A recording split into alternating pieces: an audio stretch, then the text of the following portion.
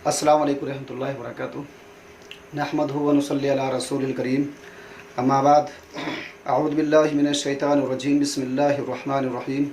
ला तजिदु कौमन युमिनूना बिल्लाहि वल यौमिल आखिर युवाद्दूना मन हाद्दल्लाह व रसूलहु वलौ काना आबाअहुम अव अबनाअहुम अव इख्वानहुम अव अशीरतहुम उलाइका कतब फ़ी क़ुलूबिहिमुल ईमान व अय्यदहुम बिरूहिम मिन्हु व युदखिलुहुम जन्नातिन तजरी मिन तहतिहाल नार खालिदीन फ़ीहा रज़ियल्लाहु अन्हुम व रज़ू अन्हु ज़ालिका हिज़्बुल्लाह अला इन्ना हिज़्बल्लाहि हुमुल मुफ़्लिहून।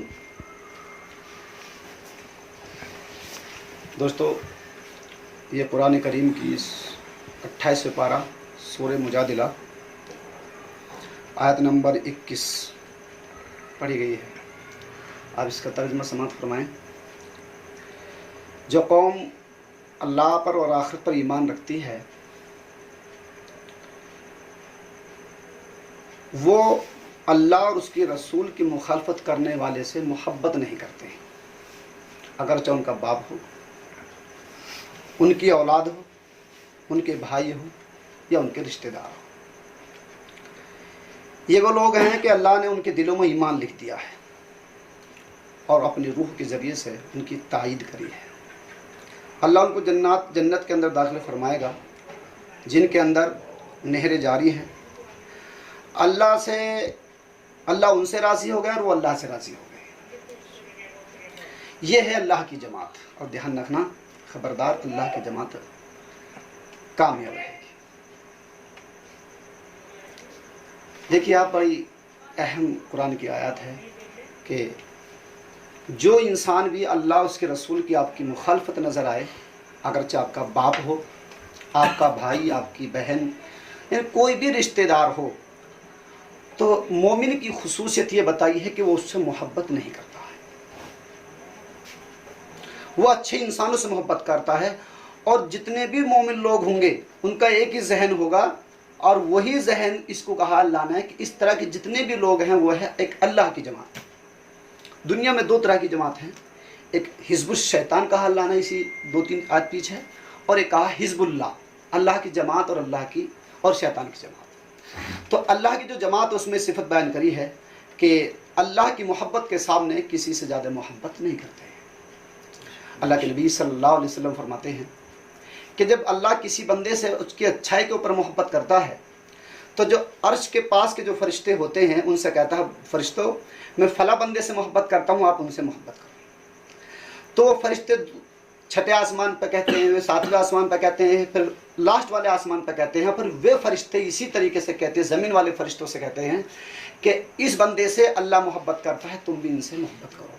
और वो लोगों के दिलों में मोहब्बत डाल देते हैं। तो हमें हर कदम में, चाहे आपका ख़ास तौर से ध्यान रखें, आज के माहौल में जैसे इलेक्शन गर्दी चल रही है, इलेक्शन माहौल में हमें अपने बाप को नहीं देखना, अपने भाई को नहीं देखना, अपने रिश्तेदार को नहीं देखना, अपने किसी भी रिश्तेदार को नहीं देखना। सिर्फ ये देखना है कि अल्लाह के नज़दीक इनमें करीब कौन सा है, और जो अल्लाह के नज़दीक करीब होगा और उसको आखिरत पर ईमान होगा, अल्लाह के नज़दीक करीब हो, उसे इल्म हो और उसका ईमान आखिरत पर होगा, तो अपनी सपोर्ट वो उसको करेगा जो अल्लाह की जमात से ताल्लुक़ रखने वाला होगा, जो अच्छा इंसान है।